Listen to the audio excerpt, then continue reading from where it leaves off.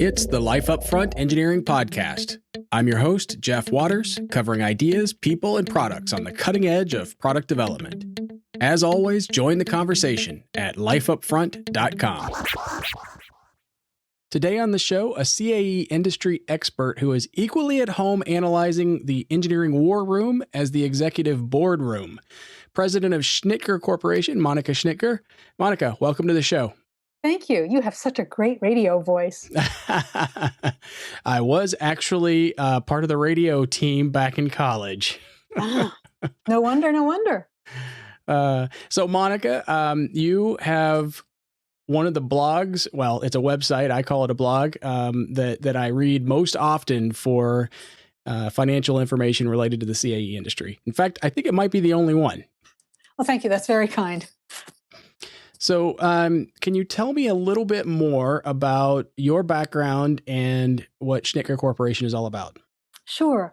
I'm actually a naval architect. I started doing that in the 1980s when, not a great career move, it turned out that the last commercial ships that were being built in the shipyard where I went to work, Bath Iron Works, had just been launched. So the shipyard was cutting back. It wasn't a great time.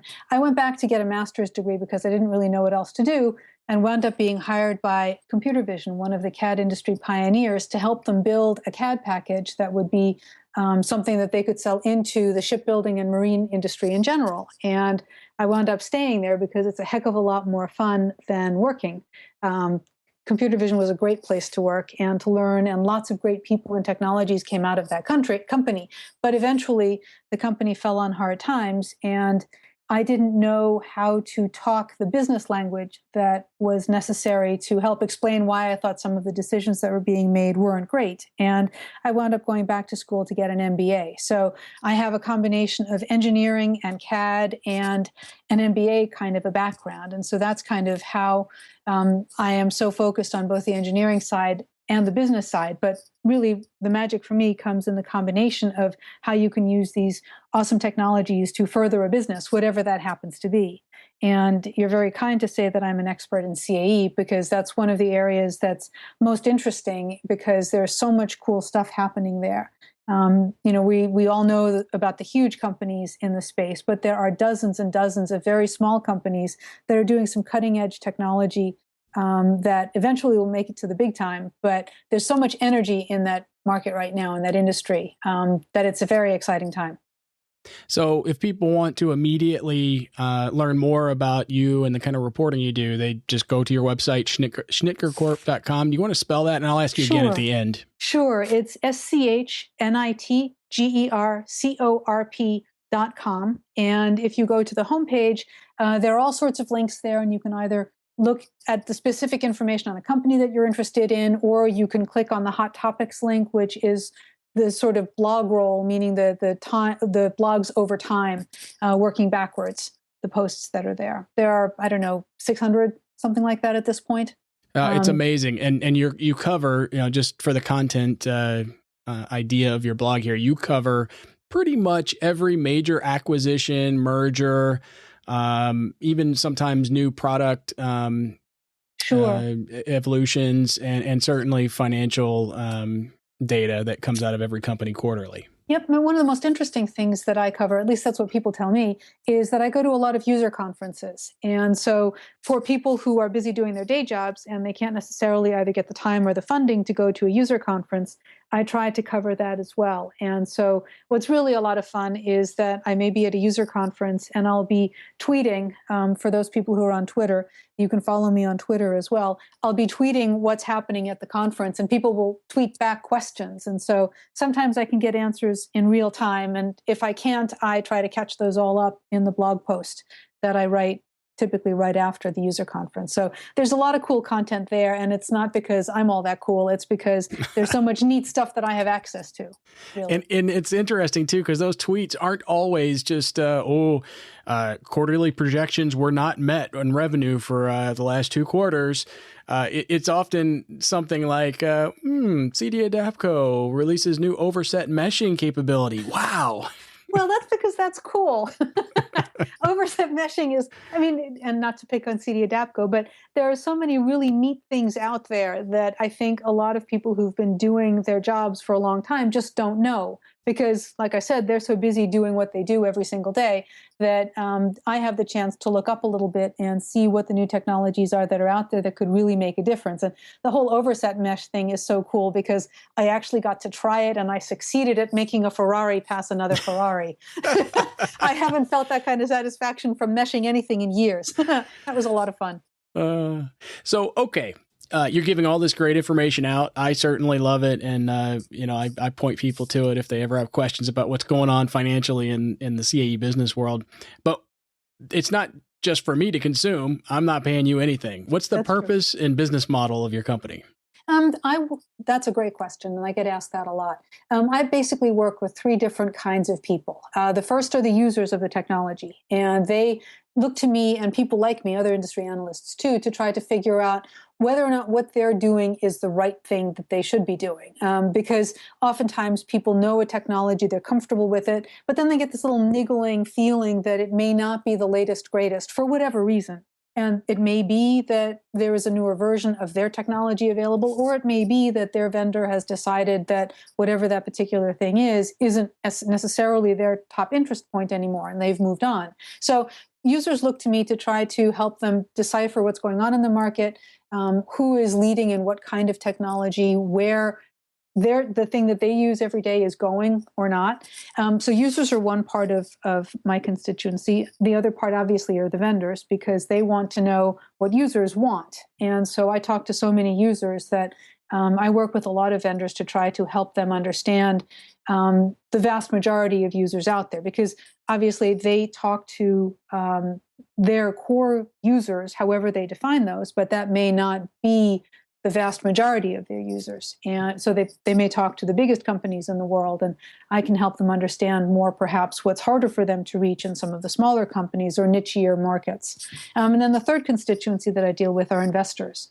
And those could be public market investors, like you talk about writing up my earnings digests. That's for public companies. But there are also an awful lot of companies out there that are funded either by venture capitalists or by investment banks or some other way of financing a company from outside its own resources. And so I work with a lot of investors to try to help them understand how this technology works, because a lot of what you and I take for granted, like the fact that there is overset meshing, is totally beyond anything that someone who is a finance guy on Wall Street or at an investment bank would ever have an understanding of. So I try to bridge the gaps and fill in the information around why this technology is useful and interesting. So I basically work with those three constituencies. And the bottom underlying point of it all is to try to make technological information more accessible to people who aren't technologists, make technical stuff more accessible to people who are managers or investors, and then to wrap it all up, try to make the financial information that public companies put out there more accessible to people who aren't finance people. I'm trying to basically make everybody understand the full breadth of what's happening in the industry. So when people go to your website and they see, these 600 articles that you can go read, that seems like a lot of information, but truly you are in the business of information. And that's just the tip of the iceberg in terms of what you provide to who you consider your real customers. That's right. What's out there, you're right that everything on the website is for free. And what's behind that you don't see is all of the work that I do that's under non-disclosure or in some other way not meant for public consumption. Those are the people who pay me. What is on the website and is free is basically things that I think are interesting either for me or that I think are interesting for other people. And the idea that we all have to be paid for everything that we do is so last millennium. The idea that there is information that's out there that should be in the public domain and should be free for all, I think is really important. And we can talk about that sometime too, but I don't think that's really what you want to talk about today.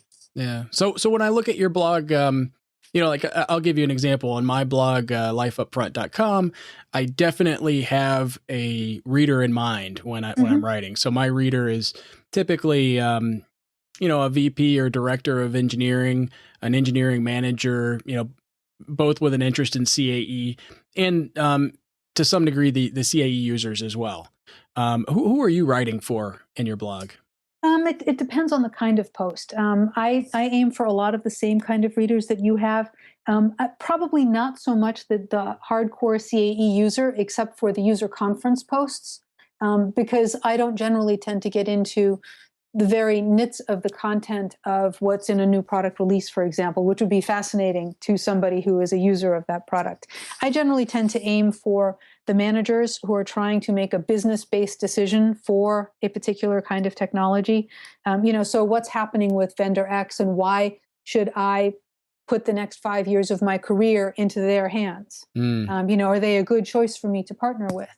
So I generally tend to aim for the guy who runs a CAE team, and sometimes that team is just himself, right? But sometimes it's a much bigger organization, and he's got to worry about the fact that he may be using products A, B, and C from one vendor and D, E, and F from another vendor, and what are the odds that those will keep on working nicely together? Is there any conflict going on there? Those kinds of things. So I generally tend to aim for the CAE department manager, and maybe even a little bit higher than that for the guy making the purchasing decision, signing the purchase order. Yes. So that's generally who I aim for. All right. Well, I like to relate some of what I see in, when you do earnings reports. You refer to the earnings statement calendar, and Yes. Actually in preparation for this, you're saying, hey, let's decide what day we're going to have this, because on the earnings calendar, so and so is having a statement on this day, and so is on this date. Maybe we could talk about that. So to me, it sounded more like you were an NFL commentator talking about the football calendar. Oh God, they get paid a heck of a lot more than I do. The public companies in the United States and in Europe, and also in other parts of the world too, but our companies are basically in the US and Europe, have to report their results a couple of times a year. US companies have to do it 4 times a year. European companies, depending on where they are and how they report, have to do it 2 or 4 times a year. And this whole thing came out of the fact that the stock market crash in the 1920s largely happened because there was bad information out there about companies that people had invested in.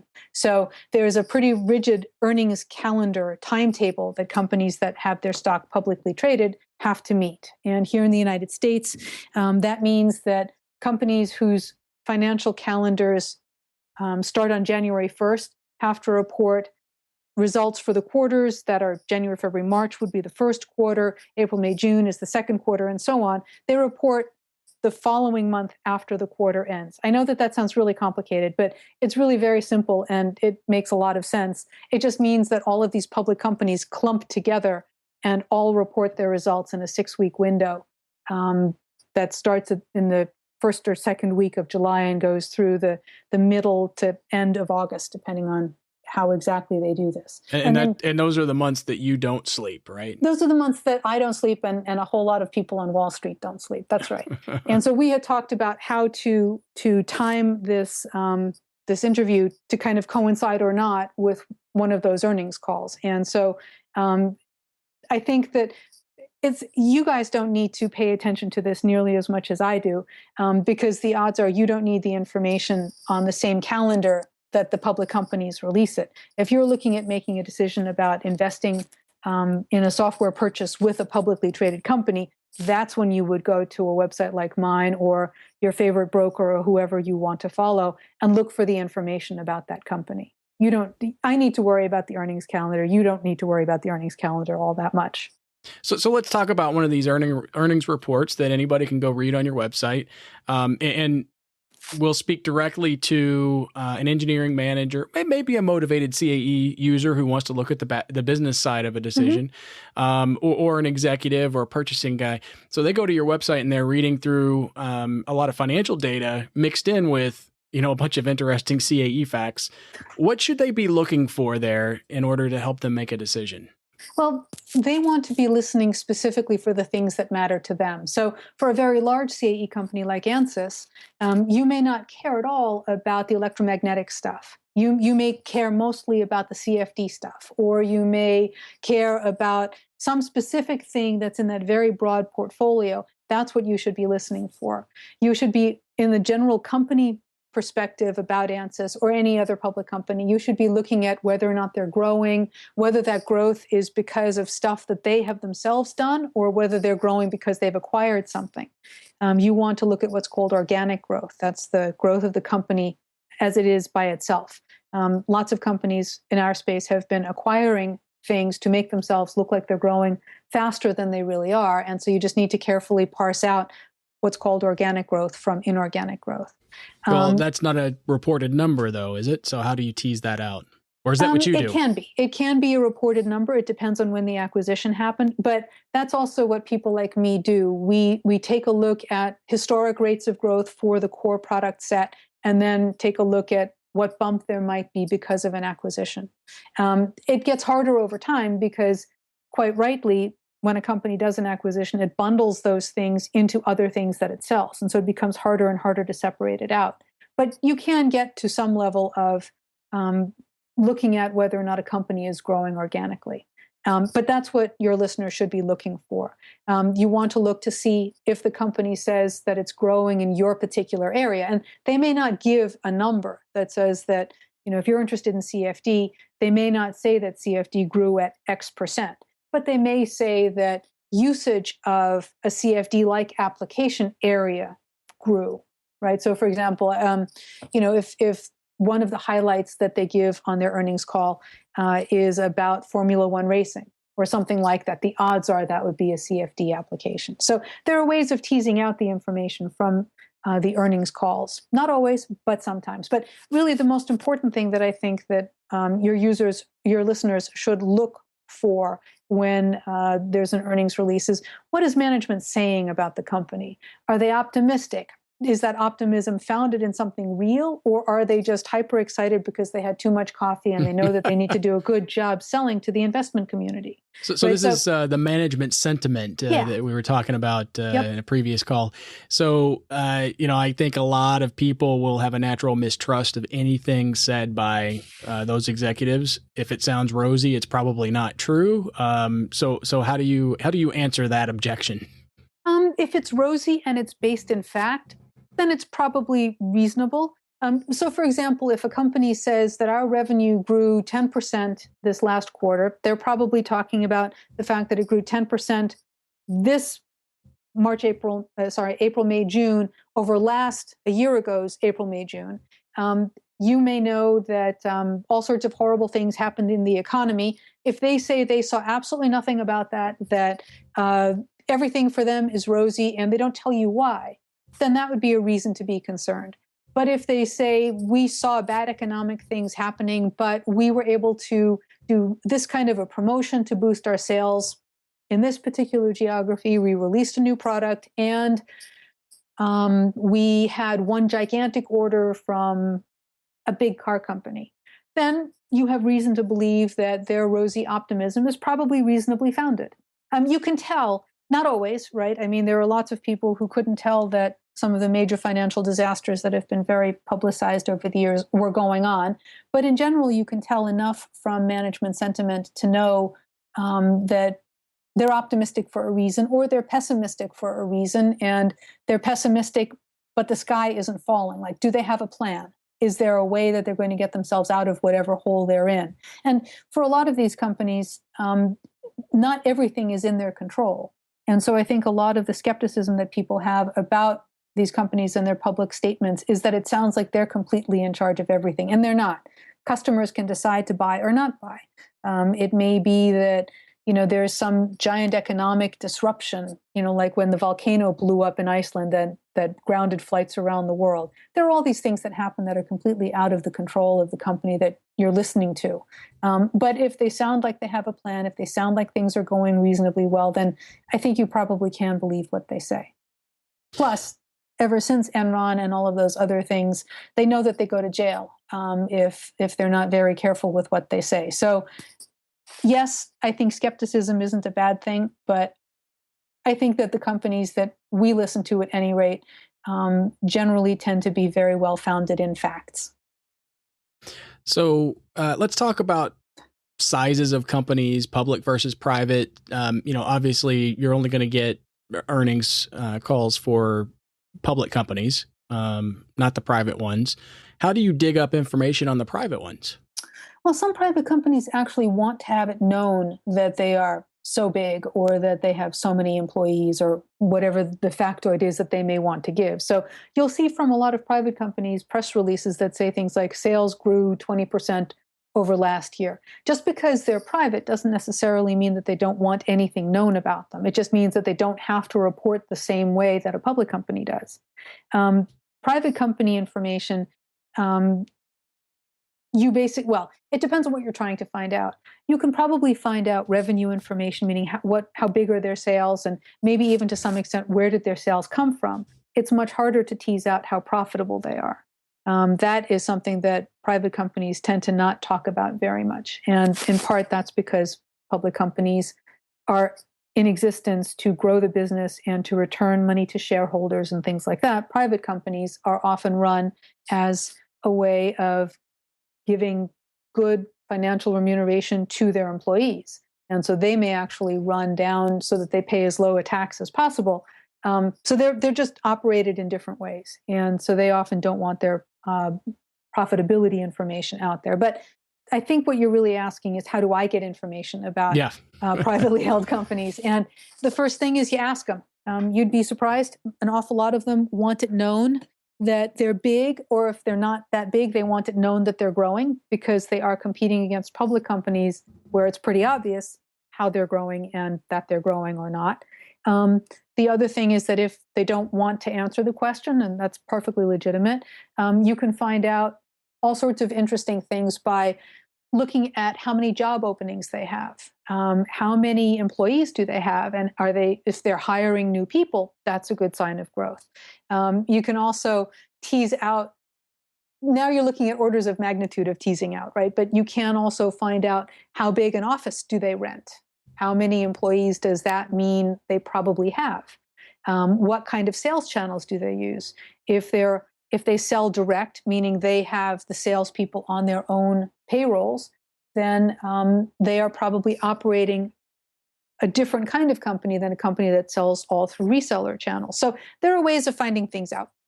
So you're not going to believe this story, but what you just said reminds me of being in high school and college. Through those years, I worked for a private investigator his name was Sam Steele. I swear that was his real name. And his brother was Remington? Yeah. So it sounds like we should call you Monica Schnitger PI. Well, it's fun to try to find it out. And but really, most companies would prefer, not every company, obviously, but most companies would prefer to have it known kind of in a general range, how big are they? But, the bigger the companies are, they often want it made known. Like Altair is privately held, but they say what their revenues are. CD Adapco is privately held, and they say what their revenue is. So the bigger the companies get, they generally want it known. So over the past few years, we have seen a ton of acquisitions, which you mentioned earlier. I mean, it feels like there's 2 or 3 a week announced. Let's dive into what happens when a big, whether it's private or public, let's call it big CAE company, decides to acquire a smaller company. First of all, why are they doing it instead of just building themselves? That's a really good question. It depends on what it is exactly that they're buying. They may be buying a company that's a market leader in something. They could make it themselves. There's no question about it. But why do that if you can acquire a market leader in a particular niche technology? That way you would get sort of the bona fides of whatever the product or the business. You'd get the leaders of that business who may be world experts in some technology area. So if they're buying a technology for its own sake, it probably makes the most sense to buy rather than build. If they're looking at expanding into a particular geography, it makes sense to buy a local company because you have all of those relationships already in place. You don't have to build them. It's a faster way of doing whatever it is you're trying to do in that market. If they buy a reseller partner, as an example, that's a quick way of establishing a business in a country. And you see that kind of stuff happening most in a place like China, where relationships are very important in growing a business and where you need to have that local knowledge. You can't just walk in there and assume you're going to start selling stuff. So it depends on why they buy it. The other reason to buy is for growth. We were talking before about organic versus inorganic growth. Most companies are bought because they will contribute something positive, either in terms of revenue or profitability or something like that. There is the case, it doesn't happen very often, but there is the case where companies will buy another company specifically to kill its product. That tends to not be a very popular move, but it is a valid strategy to try to get rid of a competitor. You could, try to price them out of the market. You could try to, do something else to take away their capability to sell, like by hiring all of their salespeople or whatever. But sometimes companies will buy another company specifically to remove it from the marketplace. It does happen. There's no question about it. But it's not necessarily the kind of thing that, everybody makes a big to-do about. So these kinds of acquisitions,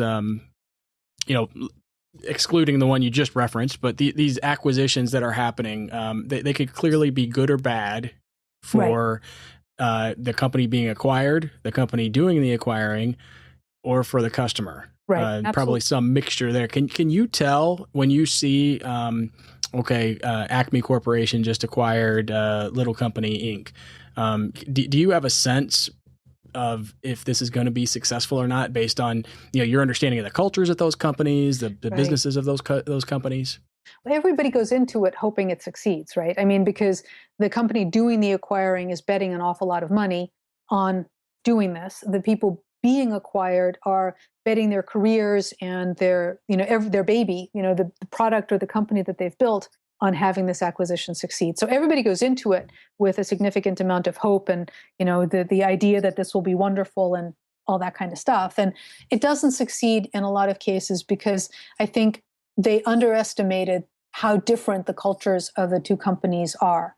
If you have a public company, especially, is very financially driven, and they have to answer to their shareholders for every penny that they every $100,000 or however granular they get of money that they spend on things like marketing and sales incentives and stuff like that. Private companies tend to be a little bit more relaxed about a lot of these things. And so it could be something as simple as the corporate culture of Little Company being acquired is much more relaxed about things like beer busts on Friday afternoons. And the acquiring company has a lawyer that says, well, you can't do that because if you serve beer, you're legally liable. So no more beer busts. So all of a sudden you have a whole lot of unhappy employees at the acquired company because their beer busts went away. It's often unknowable up front what exactly the cultural difference is going to be, the thing that causes the heartache. But usually when something falls apart, you can see it happen as it happens. Key people start leaving. There's some sort of customer issue that wasn't handled correctly in the transition. So, for example, if Little Company being acquired had the kind of customer service that involved having an application engineer assigned to every single customer account who knew the account and knew the problems that they had, and the big company doing the acquiring doesn't do things that way, all of a sudden, a lot of companies that were happy customers before will become unhappy customers. So you can sometimes see these things happening. And part of my job is often to try to help stop that, identify that there is a problem brewing and help stop it. But, you can't necessarily predict it in advance, to answer your question. All right. Well, I think we're coming to an end, and we did already cover this topic a little bit, but I want to go back in these interviews. Again, I like to visualize that, dear listener, let's say CAE manager, you're about to take some action and go to schnitgercorp.com, and you're going to start reading some of this financial information about the companies that you're doing business with. If that person isn't used to reading this kind of information and using it to make a decision, what is just one single best thing that they can be looking for in your articles? I would go with the management sentiment. I try to listen. I listen to so many of these, and I try to listen very hard to figure out what the management is saying about their business. Are they upbeat? Is their voice strong? Like, do they know what they're talking about? And are they confident that they have the right path that they're on? I would, in my write-ups, I try to have some of that up at the very top, and then I try to have it at the very bottom. And if you don't read any of the percentages up and the constant currencies and all that other stuff, feel free to ignore that. But look for where I or anybody else writes about what the company's leadership has to say, and about whether or not they think that their prognosis for themselves is good. And if they offer any of that, how their prognosis compares to other companies in the field or the economy as a whole, or something else that you can use as a yardstick to measure them by. That's what I would look for. Perfect. Monica, thanks so much. As a closing here, if you could give out your website again, and maybe even more importantly, the social media outlets that you are on all the time. Oh, all right. The URL is schnitgercorp.com. That's SCHNITGERCORP.com. And on Twitter, I'm at Monica_Schnitge, because the R didn't fit. So that's MONICA_SCHNITGE. And oftentimes, if you were to Google one of these companies, the public companies in the space, for example, my write-ups would be one of the first things that show up in the Google search. Great. So you can find me that way too. Great. Well, thanks for joining the show. Really appreciate it. Thank you for the opportunity.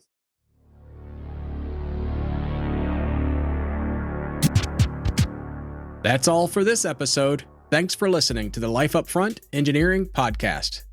Visit lifeupfront.com to comment and connect with me on Twitter, Google+, and LinkedIn. Also, you can really help the show by leaving a review on iTunes. Thanks again. Until next time.